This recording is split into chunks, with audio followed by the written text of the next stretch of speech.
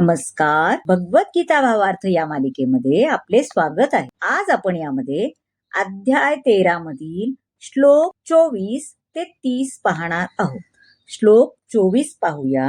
य एवं वेत्ति पुरुषं प्रकृतिंच गुणैः सह सर्वथा वर्तमानोऽपि न स भूयोऽभिजायते.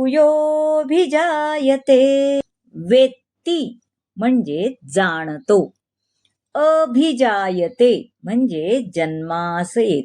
जो भौतिक प्रकृती, जीव आणि त्रिगुणांचे विकार या संबंधीचे तत्व जाणतो त्याला निश्चितच मोक्ष प्राप्ती. त्याची वर्तमान स्थिती कशीही असली तरी त्याचा या ठिकाणी पुनर्जन्म होत नाही. आता भौतिक प्रकृती, परमात्मा, जीवात्मा आणि त्यांचा परस्पर संबंध याविषयीच्या स्पष्ट ज्ञानामुळे मोक्ष प्राप्ती आणि आध्यात्मिक वातावरणामुळे प्रवेश करण्यास मनुष्य प्राप्त होतो. आध्यात्मिक जगतामध्ये प्रवेश केल्याने त्यांना पुन्हा भौतिक प्रकृतीत परत जावे लागत नाही. हा ज्ञानाचा परिणाम आहे. जीवाने प्रमाणित व्यक्ती, आध्यात्मिक गुरु यांच्या सत्संगामध्ये स्वतः प्रयत्न करून आपले स्वरूप जाणून घेतले पाहिजे. आपल्या आध्यात्मिक चेतनेचे किंवा कृष्ण भावनेचे पुनरुज्जीवन पण केले पाहिजे. नंतर तो पुन्हा भौतिक जगतात असे केल्याने परत येणार नाही, हे निश्चित होईल आणि आध्यात्मिक जगतात त्याला सच्चिदानंद जीवनाची प्राप्ती होईल. आता श्लोक 25 पाहूया. ध्यानेनात्मनि पश्यन्ति केचिदात्मनमात्मना अन्यसंख्येन योगेन कर्मयोगेन चापरे. ध्यानेन म्हणजे ध्यानाद्वारे, आत्मनी म्हणजे आपुल्या ठाई, सांख्येन म्हणजे तात्विक चर्चेद्वारे, कर्मयोगेन म्हणजे निष्काम कर्माद्वारे. काही जण परमात्म्याची अनुभूती आपल्या अंतरात ध्यानाद्वारे, तर इतर काही जण ज्ञानाच्या अनुशीलनाद्वारे आणि अन्य काही जण निष्काम कर्माद्वारे करतात. आता भगवंत अर्जुनाला सांगतात की मनुष्याच्या आत्मसाक्षात्काराच्या शोधाबद्दल सांगायचे तर बद्ध जीवाचे 2 प्रकार आहेत, जे नास्तिक, अद्वैतवादी आणि संशयखोर आहेत. त्यांना आध्यात्मिक ज्ञानाचे आकलनही होऊ शकत नाही आणि काही जण आपल्या आध्यात्मिक जीवनाच्या ज्ञानावर निष्ठा आहे त्यांना आत्मदर्शी भक्त, तत्वज्ञानी आणि निष्काम कर्मयोगी असे म्हटले जाते. भगवंत हे परमात्मा रूपामध्ये विस्तार करून जीवांसहित सर्व गोष्टी व्यापतात. जे निष्काम भावाने कर्म करतात ते सुद्धा आपल्या उद्दिष्टांमध्ये परिपूर्ण असतात.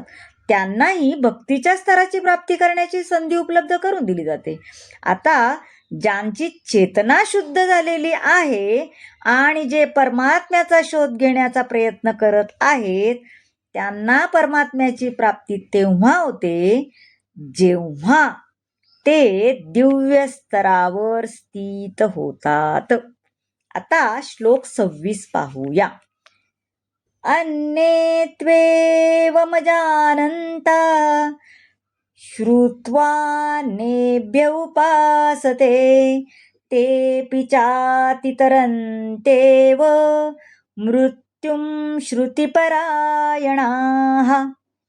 आता अजानताः म्हणजे आध्यात्मिक ज्ञानरहित, अन्येभ्य म्हणजे इतरांपासून, परायणाः म्हणजे श्रवण करण्याकडे ओढा असणारे, असे इतरही अनेक आहेत जे आध्यात्मिक ज्ञानामध्ये जरी निष्णात नसले तरी इतरांकडून परमपुरुषासंबंधी ऐकून त्यांची उपासना करण्यास प्रारंभ करतात. आता आपल्याला माहिती आहे, आपण सर्वसामान्य लोक असंच करतो. ह्यांनी सांगितलं हा उपास करा, ते करा, तर आपण करतो, हो की नाही? तसं परमपुरुषांसंबंधी ऐकून त्यांची उपासना करण्यास प्रारंभ करतात. प्रमाणित व्यक्तींकडून ऐकण्याच्या त्यांच्या या प्रवृत्तीमुळे सुद्धा ते जन्ममृत्यूचा मार्ग पार करतात. आता या श्लोकात श्रवण करण्यावर अधिक जोर दिलाय बरं का. कारण सामान्य मनुष्याने अधिकारी व्यक्तीकडून म्हणजे योग्य गुरुकडून केवळ श्रवण केले तरी तो प्रगती करू शकतो आणि आत्मसाक्षात्कारी व्यक्तीकडून श्रवण करून स्वतःचा लाभ करून घेतला पाहिजे. जर शुद्ध भक्ताचा आश्रय आणि आत्मसाक्षात्काराचा ज्ञानाचे श्रवण केले आणि तसे अनुसरण पण करण्यात तुम्ही यशस्वी झालात तर तो हळूहळू शुद्ध भक्त होण्या इतपत उन्नत होऊ शकतो आणि तो स्वग्रही अर्थात भगवत धामास परत जाऊ शकतो. आता श्लोक 27 पाहूया. यावस्स जायते किंचित सत्वं स्थावरजंगमं क्षेत्रक्षेत्रज्ञ संयोगात् तद्विद्धि भरतर्षभा. आता यावत म्हणजे जे काही, सत्वम म्हणजे अस्तित्व, संयोगात म्हणजे दोहोंच्या संयोगाने, तत्विधी म्हणजे तू जाणून घे. हे भरतर्षभ, चर आणि अचर असे तू जे काही अस्तित्वात पाहत आहेस ते क्षेत्र आणि क्षेत्रज्ञ यांच्या केवळ संयोगापासून निर्माण होते हे जाण. आता या श्लोकात सृष्टीच्या उत्पत्तीपूर्वीही असणाऱ्या जीव आणि भौतिक प्रकृती या दोहोंचे विश्लेषण केले आहे. सर्व सृष्ट पदार्थ म्हणजे भौतिक प्रकृती आणि जीव यांचा संयोग होय. सृष्टीमधील वृक्ष, पर्वत या अचर वस्तू आणि इतर सर्व चर वस्तू या भौतिक प्रकृती आणि पराप्रकृती यांच्या संयोगामुळे निर्माण होतात. या दोन्ही प्रकृतींचे भगवानच नियंता आहेत. आता श्लोक 28 पाहूया. समं सर्वेषु भूतेषु तिष्ठतं परमेश्वरं विनश्यस्व विनश्यन्तं यः पश्यति स पश्यति. आता समम म्हणजे समभावाने, विशत्सु म्हणजे नश्वर.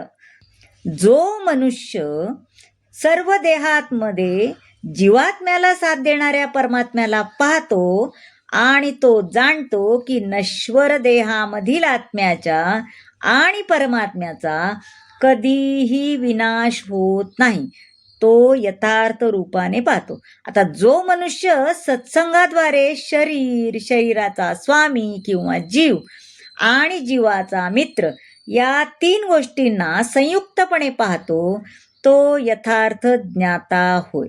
आता जीव हा देहाचा ईश्वर असतो.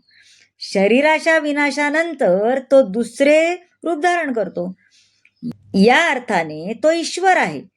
दोन्ही दृष्टीने जीवात्मा आणि परमात्मा हे अस्तित्वात असतात, ते नश्वर नाही. आता श्लोक 29 पाहूया. समं पश्यन्नि सर्वत्र समवस्थितमीश्वरं न हिनस्त्यात्मनात्मानं ततो यातिं परां गतिं.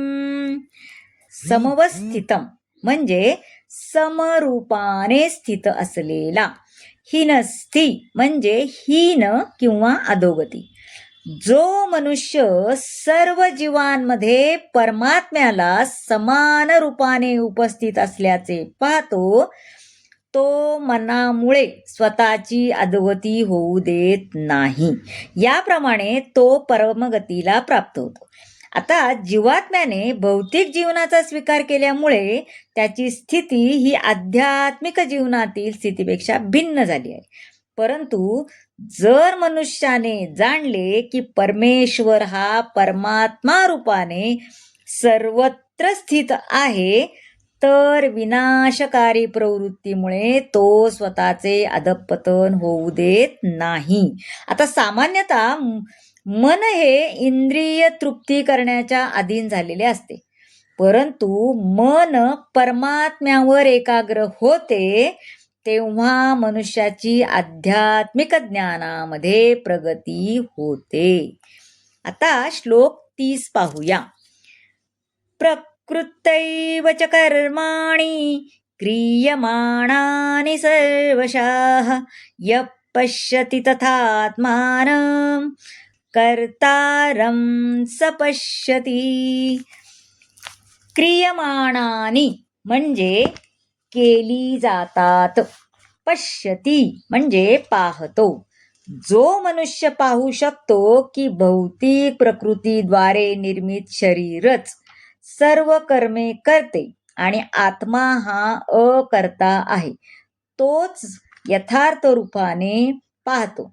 आता परमात्म्याच्या मार्गदर्शनानुसार भौतिक प्रकृती शरीराची निर्मिती करते. सुखासाठी आणि दुःखासाठी मनुष्य जे काही करतो ते त्या आपला शारीरिक रचनेमुळे करण्यास त्याला भाग पडते. गतकाळातील इच्छेनुसार मनुष्याला वर्तमान देह प्राप्त होतो आणि त्याची इच्छापूर्ती करण्यासाठी त्याला तो देह प्रदान केला जातो. तो देहाद्वारे इच्छेनुसार कर्म करतो आणि इच्छांमुळेच मनुष्य कठीण परिस्थितीत पण सापडतो. आपल्याला माहिती आहे ना, आता इच्छा आपण काय काय केलं की त्याच्या मिळवण्यासाठी आपण काय काय किती किती कठीण परिस्थितीत सापडतो ते आपल्याला माहिती आहे जनरली लोकांना. सुख दुःख पण भोगतो. जेव्हा जीवाच्या ठायी दिव्यदृष्टी विकसित होते तेव्हा तो शारीरिक क्रियांपासून अलग होतो आणि ज्याला अशी दिव्यदृष्टी प्राप्त झाली आहे तोच वास्तविक तत्वदर्शी होय. मनुष्याला आपला देह कशा प्रकारे मिळतो आणि का मिळतो हे सांगणारा हा भाग तुम्हाला कसा वाटला नक्की सांगा. आवडला असेल तर लाईक करा, शेअर करा, सबस्क्राईब करा आणि कमेंट जरूर करा. धन्यवाद.